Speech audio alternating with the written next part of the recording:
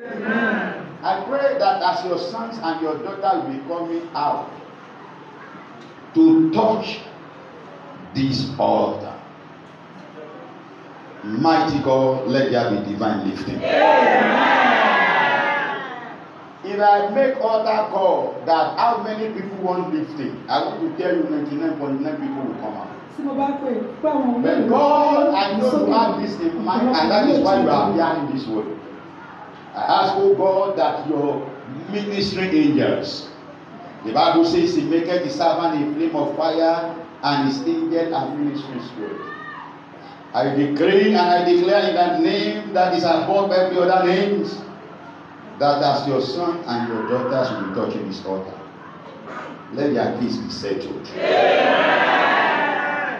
Let their heart desire be granted. Let every limitation be broken. Let every yoke be destroyed. In Jesus' name.